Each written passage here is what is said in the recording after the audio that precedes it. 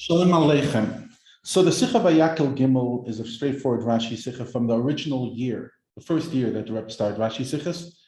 The Rebbe started Rashi Sichas in Tafshin Chav Hey, late 1964. And this is about 6 months later after the Rebbe started the Sichas. It's the first year of first Vayakhel Sicha, Rashi Sicha, etc. Now, in the original Farbrengen, there's pretty much nothing that didn't make it into the edited version. I actually think that it was much less than the edited version, and once they built this up into Sicha, it seems like they got a lot more into it. But there's something to explore, which is the Chassidus part of it, but I want to focus on one area.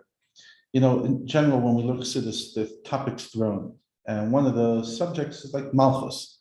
Now here the Rebbe talks about Malchus as two functions, Malchus as the blocker and Malchus as the giver. So I thought, you know, how often do we actually get to just define what is Malchus? We could do this, you know, Mirza Hashem will do it on other topics as well, but you know, going through the Sicha, I think context, that's what we really try to do in this shir is context. Let's give some context about Malchus based on Chassidus, various Sfarim, etc. I'm just going to give some kind of summary. Okay, so Malchus, let's start with this, is number 10 of the spheres. Malchus is the 10th one, and it's in the middle, right? So on the right is Chachma, Chesed, and Netzach. On the left is Bina, Vura, Hoid, and on the center is Das, Tiferes, Yesoid, and Malchus. And Malchus is what contains the previous six, what's called Ze'er Ampin, the small face, the Sheshas Hamidus, the six Midas, Chesed through Yesoid, and through that creates world. In general, in Chassidus, when it says Malchus, unless otherwise specified, it's talking about Malchus of Atzilus. Let me explain what that means. As we know, there are four mega worlds within obviously spiritually, within Seder Ishtalshlus, within the structure of how Hashem created reality. Now, Atzilus is the first, then Bria, Yetzira, and Asiya. Atzilus is fully Ruchnius. It's fully spiritual, it's fully godliness. It doesn't really have anything. So how can our world get formed into some form of independent existence? So, and how can evil start existing, etc.? So there's this bridge, and the bridge is Malchus. Malchus of Atzilus is where the beginning of some form of independent reality. Bria is far from independent compared to Asiya, but it's some form of it, it's the beginning of it. And therefore, Malchus plays a huge function because that's really the divide between pure Elikus and some form of Bria, some form of creation. The next world is called Bria, it's creation, versus Atzilus, which means next to Hashem. It's not a creation, it's part of Hashem. Bria is a creation, Yetzira, formation, Asiya, making, existence, reality. So those three worlds are some form of creation and existence, and Malchus plays that function. Now, Malchus has an incredible relationship to one of the spheres, which is not part of the 10, it's the 11th, and that's preceding the 10, that's the level of Keser. Why is there a relationship? Because in general, we know that the beginning and the end are always interconnected. No, it's Tchilasan b'Seifan, b'Seifan b'Tchilasan. There's a strong connection between the beginning and the end. You know, the beginning, which is the mission, the last one, which is the actualization of the purpose. And also they're both on the center vertical, they're in the middle. Fine. Malchus also has a relationship with Chachma, although Chachma is on the right side. Why? Because based on the statement that says, Abba Yosad Barta, Abba gave birth to the daughter, and the daughter refers to Malchus, because Malchus is feminine, and Abba, the father, is referring to Chachma, as we learned in Perek Beis Tanya, Perek Gimel Tanya, sorry. So Chachma and Malchus have an incredible relationship. Sometimes they're referred to as Yira Ila'a, the higher level of Yira, which is in Chachma, and Yira Tata, the lower level of Yira, which is in Malchus. Malchus also has a relationship with Bina on the left. because both of them are receivers. Bina receives from Chachma, right? It's the feminine, and Malchus is the feminine, the fact that it receives from all the six spheres. And yeah, in general, Bina receives from Chachma, so therefore it's a much higher level. It's the receiver of Yechuda Ilah, the higher level of unity. And I know I'm throwing lots of concepts, and I think if you've never discovered any of these concepts before, it would be pretty much impossible to understand what I'm saying. But if you've had some dabble in Chassidus, I hope this just offers a bit of context. Midas, the receiver of Midas is Malchus, and that's called Yechuda Tata. Therefore, Bina is referred to the higher mother, Ima Ilah, and Malchus is referred to Ima Tata, etc., both feminine. Now, in the person's nefesh, Malchus is what receives within each and every one of us all our characters, all our spheres, and it brings it into reality. Because as we said, Malchus is the thing that turns things into creation, into reality.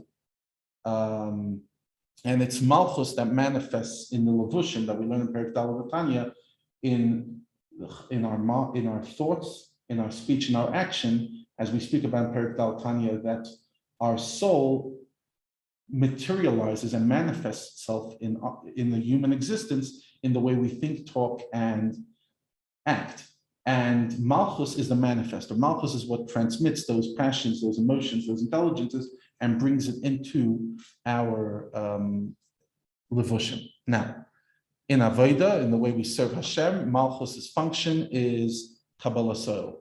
It's taking on the yoke. It's without, it's doing what has to be done because it has to be done, without the appreciation of the emotional experience or the intellectual experience. Remember, Malchus doesn't have any of that.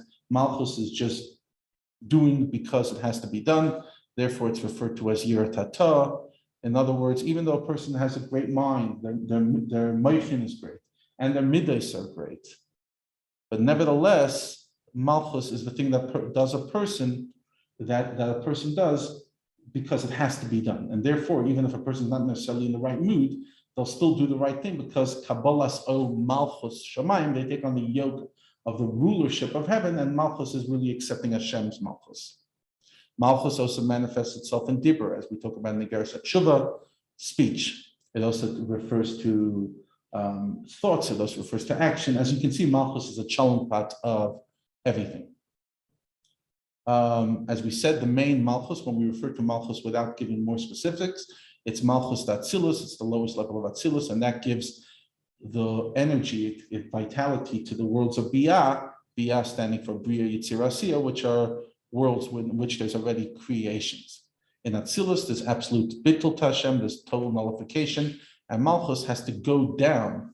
Yeridas HaMalchus, and Malchus has to go down into these lower worlds, and that's how it creates reality. So Malchus, first and foremost, has to block the intense light of Atzilus and then go down and create light, and that's the only way the world can exist. If there's no Malchus, then there won't be a world of creations, there won't be a world of free choice, there won't be a world of dir b'tachtonim. So although Malchus at the beginning seems to be a diminished light, and it's nothing compared to the higher light, but it's only through Malchus that enables dir b'tachtonim, and therefore it's only once dir b'tachtonim happens that we truly appreciate the awesomeness of Malchus.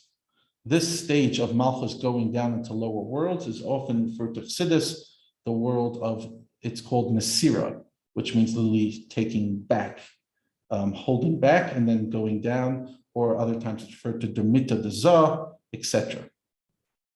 When Mashiach comes, we're told there'll be a new relationship between Zah and Malchus. Malchus won't have to separate from the other Midas. It will be one because Malchus will have a single function and will only be revelation. It will no longer have to block. Okay. Now, sometimes in Chassidus we refer to Aliyas HaMalchus. Malchus goes up. In other words, when that refers to a time when Hashem is not revealed, so instead of Malchus coming down and revealing godliness into the lower worlds, it's going back up. And that's why, like, for example, in Rosh Hashanah, we're told Malchus goes back to its source, and therefore, until we blow the shofar, the world is hanging on a thread just a Rishimu, a little leftover, because Malchus is supposed to be giving. And if Malchus is not giving and it's going and enclosing itself back in the 6 midos, it's not able to do its role. Okay. Fine. Just one more point. There's the concept of Binyan HaMalchus, which is what we do mainly on Rosh Hashanah, and that is again to rebuild Malchus in this world. And how do we rebuild Malchus? Through Kabbalah Sol, because we said Malchus Kabbalah Sol. Therefore, what do we do on Rosh Hashanah? We say Tehillim. We do things that are not necessarily intellectual and emotional, but things of Kabbalah Sol, so that we can bring this level of Malchus, which is the way to bring it is through doing your own Malchus, which is Kabbalah Sol. And there's a lot more on this topic, but I think what we did is we see that Malchus has two functions. Malchus has the function of blocking, like the Rabbi says in the Sicha that we learned. He's Mailim of the spheres, which are higher than it, and Malchus then brings down the into the lower worlds. And then the Rabbi asked the question, which one's the most important part?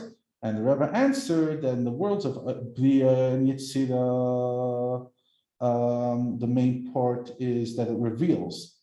But in Olam Asiyah, the lowest of the three, the main function it does, or rather what's expressed the most, is the Helam of Malchus, the fact that Malchus holds back. However, even the holding back is for the sake of Gilui, as the Rebbe says in Ois Tes, which is obviously when Mashiach comes, V'nigel K'ved Hashem, and covered, by the way, is also another name for Malchus, and V'ro Basa Yachter Kipi Hashem Diber, and Diber is also Malchus, as we said earlier. As you can see, Malchus is everything, and it's also the seventh, and we're in the Dor HaShvi, in the 7th generation, and we're told, the Rebbe explained that the previous generations, each one played a different sphere, so we are the generation of spheres on Malchus, and we're like the midget on the giant.